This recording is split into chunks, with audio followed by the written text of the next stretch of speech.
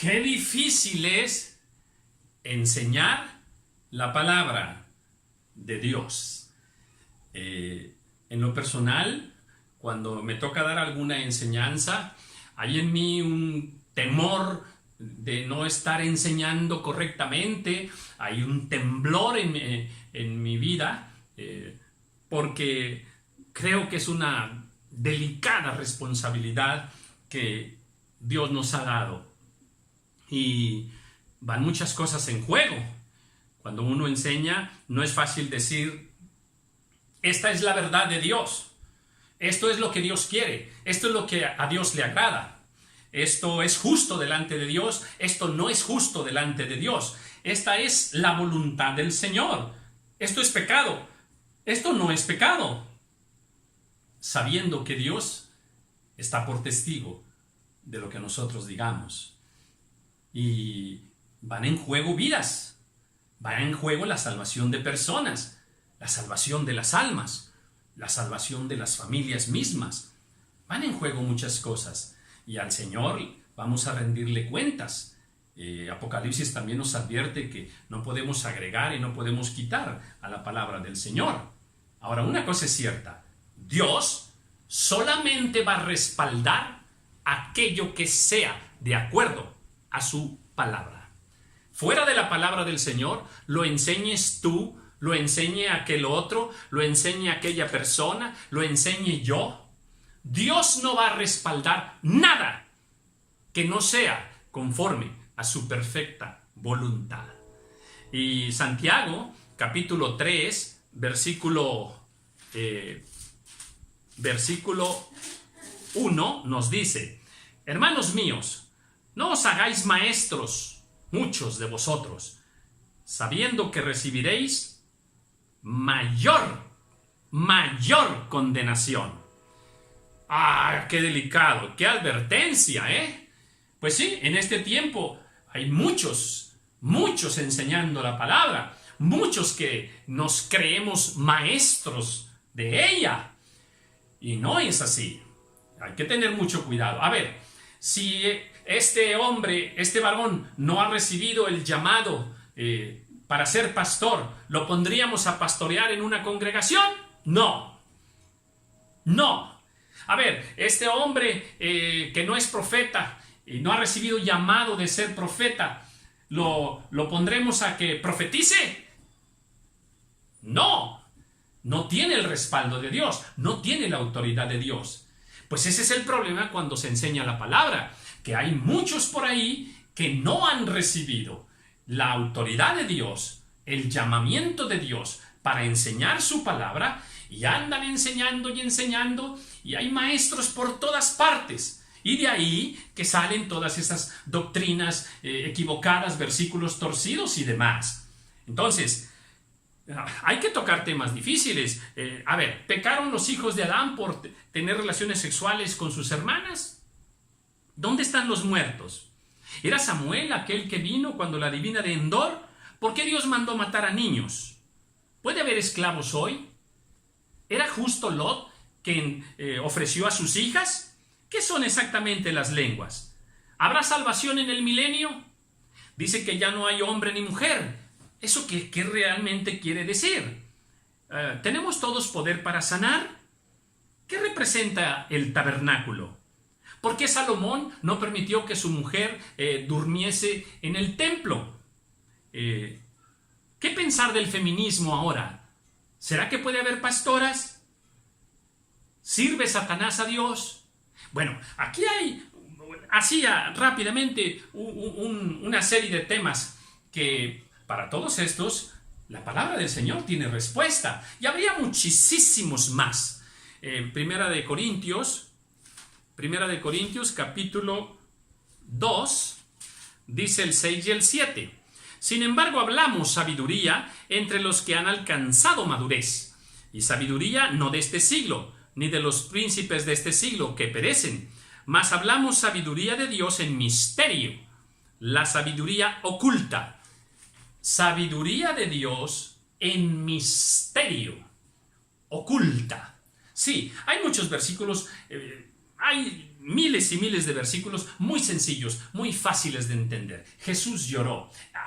Bueno, rápidamente entendemos que ahí espiritualmente el Señor, por esa emoción que Él sentía en aquel momento, en aquella circunstancia, Él llora. Y de ahí nos enseña muchas cosas. Bueno, hay muchos versículos que podemos entenderlos así con solo leerlos la primera vez, pero hay muchísimos otros que no. Necesitamos de una revelación del Espíritu de Dios. Necesitamos que el Señor nos enseñe a interpretar. Necesitamos que esas escrituras las podamos cotejar con otras escrituras más y así trazar correctamente, cuadrar perfectamente la palabra del Señor. Y eso no es fácil. Se requiere estudio, se requiere preparación para hacerlo. Pedro dice, hablando de Pablo, que en sus epístolas hay algunas palabras difíciles de entender, dice, las cuales tuercen los indoctos. ¿Quién es un indocto? Un indocto es lo contrario de un docto. El docto es el que está preparado. El indocto es el que no está preparado. Por mucha buena intención que tenga, por mucho fuego, por mucha pasión que tenga, ¿verdad? Si no tiene la autoridad del Señor para enseñar, ¿verdad? Si Él quiere enseñar y quiere ser un maestro de la palabra y tiene esa intención en su corazón, siente ese llamado, bueno, tendrá que prepararse, pero tendrá que esperar a que Dios le honre en autoridad ahí en su congregación, allí en su ministerio, para enseñar la palabra. Entonces todos nos sentimos con derecho de enseñar. Bueno, hay que ser extremadamente cuidadosos. ¿Por qué? Porque hay un gran peligro. Mire, 2 de Corintios, el capítulo 2, versículo 17. Estoy aquí, 2:17. Así que, al proponerme, déjeme ver, es el 1:17. El 2:17 dice, pues no somos como muchos que medran falsificando la palabra de Dios. No somos como muchos. Fíjese lo que está diciendo el apóstol Pablo. Por ahí andan muchos, no poquitos. Dice, no somos como muchos. Ya en aquel tiempo había muchos que dice que andan falsificando la palabra de Dios. Entonces sí, están ahí, ¿verdad? Y hay que ser extremadamente cuidadosos. Hay otras escrituras también. Allá en Pedro, vamos al libro de Pedro, en segunda de Pedro, capítulo 2, versículo 1. Pues dice, pues hubo también falsos profetas en el pueblo. Mire, falsos profetas. Ya de entrada, ¿verdad? Profetizaban, pero Dios no respaldaba esa profecía. No era Dios quien estaba profetizando. Y luego dice, como habrá entre vosotros falsos maestros que introducirán encubiertamente, muy escondidito, herejías destructoras y aún negarán al Señor. Bueno, en fin, sí, aquí nos lo vuelve a decir. En otras escrituras también nos habla de que hay hasta doctrinas de demonios que se filtran en el cuerpo de Cristo. Sí los hay. Y en este tiempo, a través de el internet, ha proliferado enormemente de todas partes. Todos se creen maestros, todos se creen con autoridad para enseñar y sacan una doctrina y otra doctrina y la respaldan con medio versículo, con un versículo y demás, pero se contrapone con otros versículos. Entonces, a ver, más adelante hablaré sobre los vientos de doctrina. Hoy solo quiero subrayar que no es fácil enseñar la palabra del Señor. A ver, algunos por ahí dicen que el rock sí es de Dios. Otros que la salvación no se pierde. Otros que el rapto ya fue. Otros que la doctrina de la risa y de caerse y demás. Otros hablan que si este tiene más unción que el otro. Otros traen la bandera de la prosperidad y demás. Una vez escuché a una mujer enseñar en una iglesia y les decía a las hermanas, a ver, hermanas, ¿a poco no les gustaría traer a su marido aquí, mire, como perrito faldero detrás de usted? Y las hermanas, amén, aleluya, gloria a Dios. Cuidado.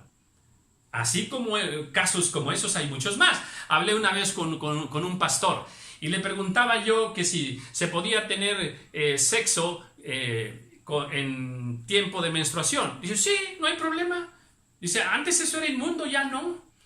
Dice, bueno, ¿y en qué te basas para decir eso? O sea, le pregunté que si se podía comer carne de cerdo en este tiempo. Dice, sí, lo que pasa es que, mira, en aquel tiempo no se podía, porque a los cerdos se les daba comida muy sucia, y por eso eran inmundos. Dice, pero ahora ya no, ahora la comida que se les da es muy limpia. Y es más, me dice, ahora, de acuerdo a los últimos estudios, fíjese lo que me dijo, se ha comprobado que la carne de cerdo es mejor que la carne de res. Fin de la conversación, ya no hay nada que hablar. O sea, si tus argumentos son la ciencia, si tus argumentos son humanos, filosofías huecas y demás, opiniones personales, cuidado. Entonces, en este momento hay muchas doctrinas ya metidas dentro de la iglesia, torcidas, y va a seguir habiendo más. Pero eso no nos quita a nosotros, los que por gracia del Señor tenemos que enseñar su palabra, no nos quita la responsabilidad que tenemos. Número 1, tenemos que seguir enseñando. Y número 2, ser extremadamente cuidadosos y con temor y temblor asumir esa responsabilidad que Dios nos ha dado. Yo te quiero decir a ti, no te creas todo lo que se te dice desde un púlpito. No te lo creas. La responsabilidad tuya es ser como los de Berea en el libro de los Hechos, que se les enseñaban algunas cosas, ellos inmediatamente abrían la escritura para ver si estas cosas eran así, para ver si esa enseñanza era correcta. Cuidado, no porque te muestran cualquier versículo, a veces ese versículo está totalmente torcido. Una vez me dijo un hombre, ¿sabías tú que Jesucristo anduvo aquí en América? ¿Y cómo? Sí, Jesucristo anduvo aquí en América. No. ¿Y dónde lo dice? Y me dice, mira, aquí está.